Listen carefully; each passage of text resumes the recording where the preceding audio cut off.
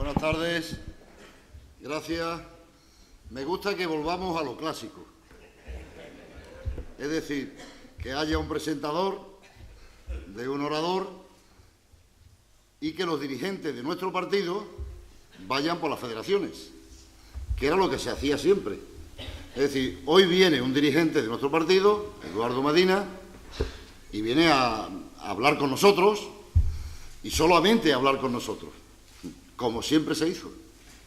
No viene a otra cosa, ni a decir, ni a hacer una declaración de intención, ni nada de eso, me imagino que no viene a eso, sino simplemente viene a pasar por las federaciones para que los militantes podamos escuchar lo que dice un dirigente de nuestro partido y para que el dirigente de nuestro partido pueda escuchar lo que tenemos que decir los militantes si tenemos algo que decir.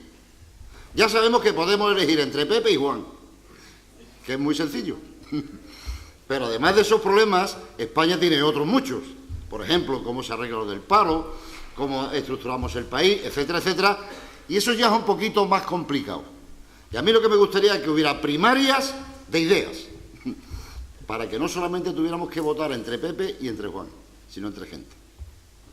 Mira, seguramente a mí me ha dado Miguel Ángel la palabra y me dijo ayer que se quería presentar a Eduardo por la edad, por la experiencia. Y quiero, antes de presentar a Eduardo, deciros 4 cosas nada más, también muy breve, como ha hecho Guillermo, como han hecho Vallés, como han hecho los demás.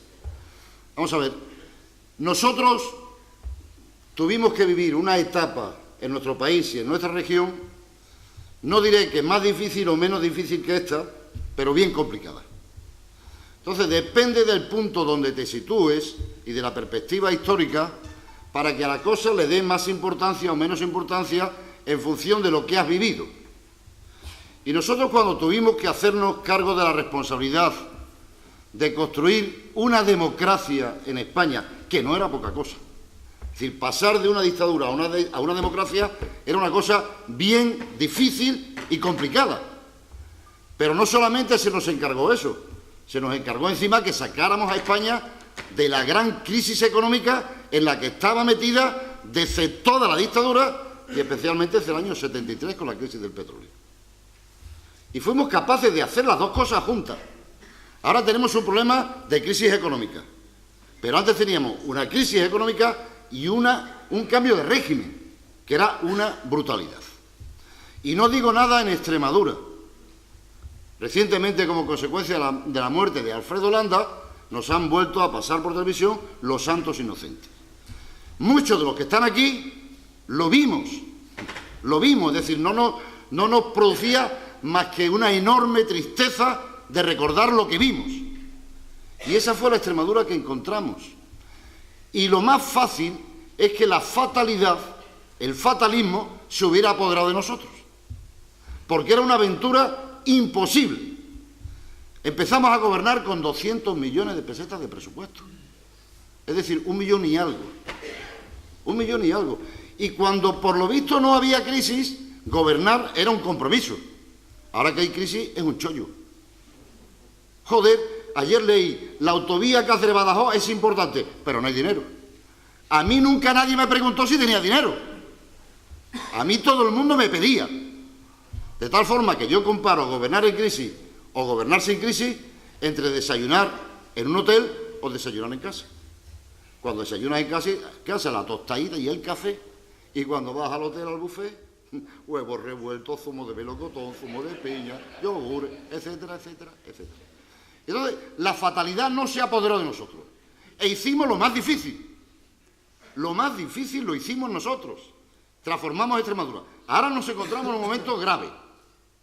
Pero la fatalidad no se puede apoderar de nosotros, porque lo difícil está hecho. Lo que era una aventura era llevar luces a los pueblos, iluminación a los pueblos, agua corriente, carretera, escuelas, ambulatorios, centros de salud, hospitales, institutos. Eso era lo difícil. Y eso lo hicimos y la fatalidad no se apoderó de nosotros. Por tanto, yo no estoy dispuesto a ser de la cofradía del santo reproche, como decía Sabina. Yo no quiero estar en una situación de fatalidad, porque si fuimos capaces de hacerlo difícil, ¿por qué ahora no vamos a poder conseguirlo? ¿Por qué ahora no vamos a ser capaces de conseguirlo? Ahora todo el mundo pide lo que se hizo en el año 77, los pactos de la Moncloa. Por cierto, el otro día Monago decía que se hagan los pactos de la Moncloa. Yo lo que lo escuchaba decía, ¿y por qué no lo hará aquí el tío?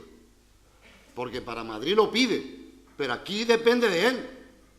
No se hace ni en Madrid ni aquí, porque, como saben algunos de los que me escuchan, que son agricultores, para que algo crezca hace falta preparar la tierra. Si no, por mucha semilla que eche, no crece nada. Y en España, en el año 77, se preparó la tierra. ¿Y sabéis quién preparó la tierra fundamentalmente? La prensa que representaba la opinión pública española. Y esa fue la que obligó a que el disenso, que es lo típico de la democracia, se trastocara en consenso. Y fuimos capaces de ponernos de acuerdo para construir una democracia y para superar la crisis. Pero la prensa a la que apelo desde aquí, aunque sé que no me van a escuchar casi en ningún sitio, la prensa fue la que preparó la tierra para que la clase política, los sindicatos, los empresarios, fuéramos capaces de plantar la simiente. Y floreció un gran país. Ahora la prensa no está en esa actitud. Ahora la prensa no está preparando la tierra. Ahora la prensa está dividiendo a los españoles. Y nada más que hay que meterse por las digitales de televisión y salir corriendo. Quererse ir para Suecia, porque lo que están sembrando es la cizaña, es el odio, es el rencor, es la división. Así que no acusen tanto a los políticos de que no son capaces de ponerse de acuerdo, porque hay una responsabilidad de los medios de comunicación de preparar la tierra. Para hacer aquello que la gente está deseando, ser capaces de ponernos de acuerdo para dar una respuesta a una situación que es endemoniada, pero que es menos fatal de la que yo he vivido en los años que tuve la oportunidad de participar en un proyecto para España y en un proyecto para Extremadura. Y lo hicimos muchas veces en contra de la opinión de la gente. Por eso no quiero que seamos un partido, como ha dicho Guillermo, que perdamos nuestra autonomía. Ahora mismo España está gobernada por un camarón. Se lo lleva la corriente. Yo no quiero que a mi partido y a las ideas que representamos se los lleve la corriente. ¿Quién quería democracia en España en el año 76? Muy poquita gente. Muy poquita gente. Es más, me atrevo a decir, porque ya como ya estoy de vuelta, pues digo todo lo que pienso. Antes no. El otro día me preguntaban, esta mañana, dicen, ¿qué se nota que no se es presidente? Digo, en que ahora solo le sonrío a los que me caen bien. Eso es, solo eso. Antes, algunas veces antes se me notaba que lo hacía mal, pero lo hacía. Lo hacía. Entonces, yo creo que nosotros tenemos una responsabilidad de no hacer solo aquello que aparentemente quiere la gente. Casi nadie quería la democracia en España, unos pocos. Éramos unos pocos. Y nada más que hay que recordar, cuando se murió el dictador, las colas que se formaron para dar la cabeza. Y unos pocos éramos los que queríamos traer la democracia a un país que es poco aficionado al hecho democrático. Y ahí está la historia de España para demostrarlo. Y ahora está demostrando que es poco aficionado. Si recordáis al consejero de Hacienda, al contable, de aquí de Extremadura, cuando quiso cargarse la orquesta filarmónica, dijo, en una familia, cuando hay crisis lo primero que se quita es el lujo. Creía el tío que la música es un lujo. Bueno, pues en España comienza la gente a pensar que la democracia es un lujo. De ricos, cuando nos va bien, estamos bien, fenómeno tal, bueno, que haya democracia, no pasa nada. Pero cuando nos va mal, los lujos se quitan. Y las autonomías también. Y yo cuando oigo hablar a algunos diciendo que se quita la autonomía desde Extremadura, digo, o no ha vivido o no ha tenido la oportunidad de pensar. Porque yo sí he vivido cuando no había autonomía. Y muchos de los que estáis aquí también. Si no llega a venir la democracia y la autonomía, nosotros no estamos aquí. Estaríamos en Alemania, las filas y filas y filas de extremeños que se marcharon. ¿Quién quería la reconversión industrial que hizo Felipe González? ¿Quién la quería? Si la hicimos a marchamartillo, con la gente en contra, con huelgas generales, en Alcira, acordaros, en el País Vasco, en Asturias, tremendo. Hicimos lo que creíamos que había que hacer para España. Y después no salió bien. El país se modernizó. ¿Qué agricultor quería entrar en el mercado común, hoy llamado Unión Europea? Nadie. Los agricultores no querían. Si no llegamos a entrar. Si no llegamos a entrar. ¿Quién quería las autonomías en España? ¿Quién? Los catalanes y los vascos, el resto no. ¿O no os acordáis? Al principio, ¿para qué valen las autonomías? ¿Para que haya más políticos? ¿Para que cueste más dinero? Todo el balón duro, etcétera, etcétera. Nadie las quería, las hicimos. Es decir, no siempre lo que quiere la gente, o lo que dice la opinión pública a través de sondeos, es lo que tiene que hacer un partido. Un partido lo que tiene que intentar hacer es ser útil a su país. Lo decía Ramón Rubial y lo decía el Largo Caballero. Yo cuando escucho esa frase, vamos a hacer lo que hay que hacer aunque sea perjudicando al partido, digo, pues malo. Porque si haces algo bueno para España, tu partido se va a beneficiar. ¿Cómo se va a perjudicar? Y un partido, y uno tiene que ser patriota del partido, si eres útil a tu país. Si no eres útil a mi país, ¿yo para qué quiero ser patriota del PSOE? ¿Para qué me sirve un partido que no sea un instrumento que sirva para defender los intereses de España? Así que no nos dejemos arrastrar por la corriente.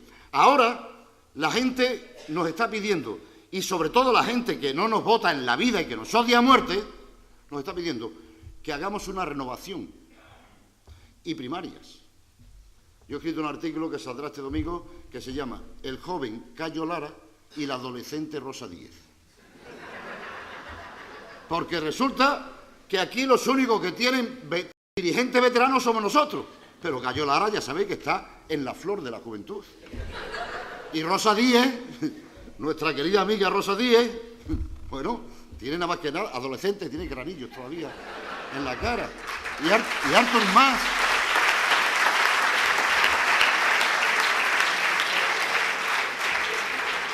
Y si se pone uno a ver la nómina de los dirigentes españoles, todos frisan los 60 años.